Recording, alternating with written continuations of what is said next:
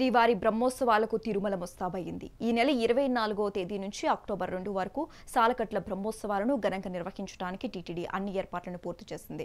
పచ్చని తోరణాలతో తిరుమల అంగరంగ వైభవంగా తయారైంది. ఈ బ్రహ్మోత్సవాలకు పెద్ద సంఖ్యలో భక్తులు తరలివస్తారని భావిస్తున్న టీటీడీ ముందస్తు ప్రణాళికలను రూపొందించింది. తిరుమాడ వీధుల్లో వాహన సేవలను తిలకించేందుకు, మూల విరాట్ను దర్శించుకునేందుకు కూడా ప్రత్యేక ఏర్పాట్లు చేస్తామంటున్న టీటీడీ అదనపు ఈవో వెంకయ్య చౌదరితో మా ప్రతినిధి Ramana Kumar face to face.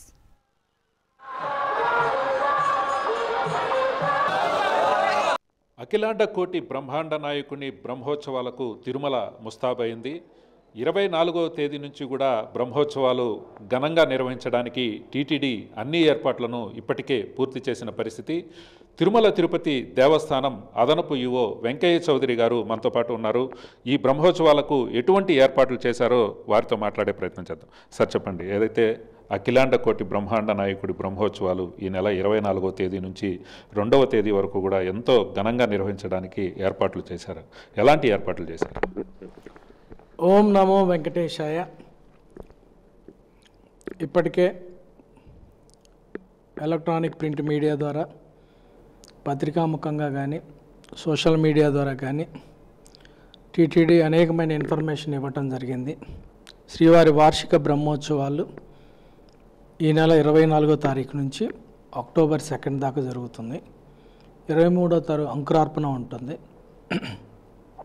అలానే 24వ తారీఖు రాష్ట్ర ముఖ్యమంత్రి గౌరవనీయులు శ్రీ నారా చంద్రబాబు నాయుడు గారు స్వామివారికి పట్టు వస్త్రాలు సమర్పించడం జరుగుతుంది. అలానే 28వ తారీఖు మనకి గరుడ వాహన సేవ ఉంటుంది. అలానే ఈ మధ్య అంటే అన్నీ కూడా దాదాపు 16 వాహనాల్లో స్వామివారు ఉదయం సాయంత్రం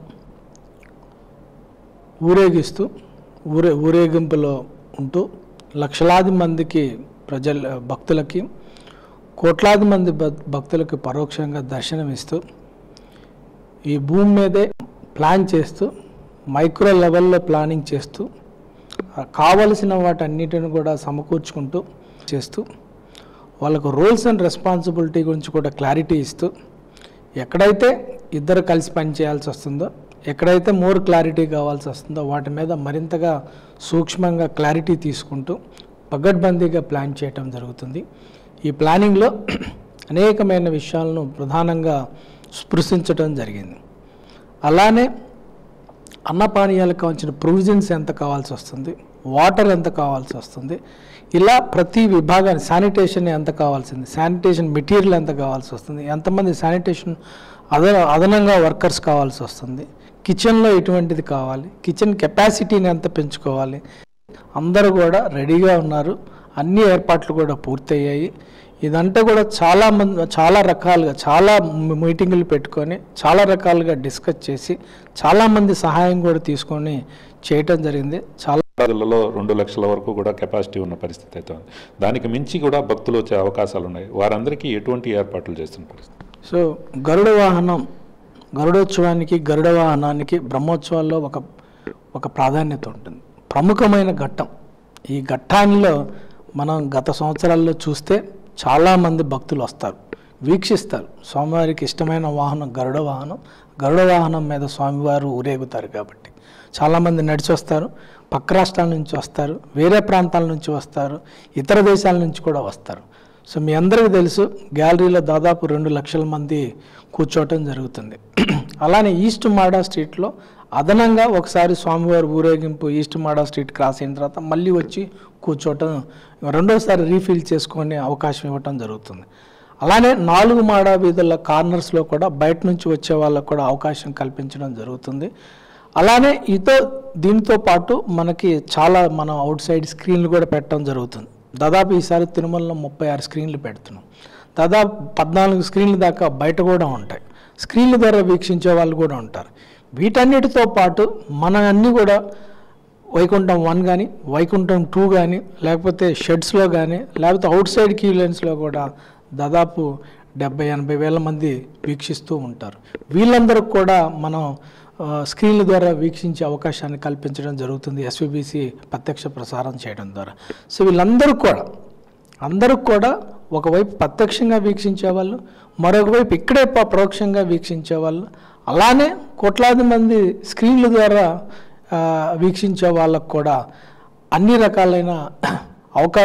రకాలైన ఇక్కడ సదుపాయాలు కల్పించడం జరిగింది. అదేవిధంగా మనకి పరోక్షంగా వీక్షించే వాళ్ళకి మనకి బ్యాక్గ్రౌండ్లో వాయిస్ కానీ, విశిష్టత కానీ, ప్రాధాన్యత కానీ వీటన్నిటి కూడా విశదీకరించడం జరుగుతుంది. ప్రత్యక్షంగా వీక్షించే వాళ్ళకి అన్నప్రసాదాలు కానివ్వండి, శానిటేషన్ కానివ్వండి, లేకపోతే మెడికల్ రిలేటెడ్ ఏమైనా ఇష్యూస్ ఉన్నా కానీ, అలాగనే ఎప్పటికప్పుడే ఏమన్నా ఎమర్జెన్సీలో ఉంటే షిఫ్టింగ్ చేసే అంబులెన్సెస్ కానీ దాదాపు 14 అంబులెన్సెస్ కూడా మనం ఏర్పాటు చేయడం జరిగింది. నిరంతరము ఈచ్ గ్యాలరీకి కూడా వివిధ డిపార్ట్మెంట్ నుంచి ఒక్కొక్క ఆఫీసర్ని పోస్ట్ చేయడం జరిగింది. ఏదైతే అఖిలాండ కోటి బ్రహ్మాండ నాయకుని బ్రహ్మోత్సవాలు విజయవంతం చేయడానికి అన్ని శాఖల అధికారులతో కలిసి పనిచేస్తున్నాము. ఖచ్చితంగా భక్తులంతా తిరుమలకు వచ్చి స్వామివారి వాహన సేవను తిలకించి అలాగే మూల విరాట్ దర్శనం కూడా చేసుకునే విధంగా అన్ని ఏర్పాట్లను పూర్తి చేశాము. సోషల్ మీడియాలో వచ్చే వార్తలను నమ్మకుండా భక్తులు స్వయంగా తిరుమలకు వచ్చి ఇక్కడ జరుగుతున్న విషయాలను చూసి తరువాతనే ఏ డెసిషన్ అనే తీసుకోవాలి. అలాగే బ్రహ్మోత్సవాలను ఈసారి ఎంతో ఘనంగా నిర్వహిస్తూ విజయవంతం చేయడానికి అన్ని విధాల కృషి చేశాము. భక్తులకు ఒక్కటే విజ్ఞప్తి చేస్తున్నాము.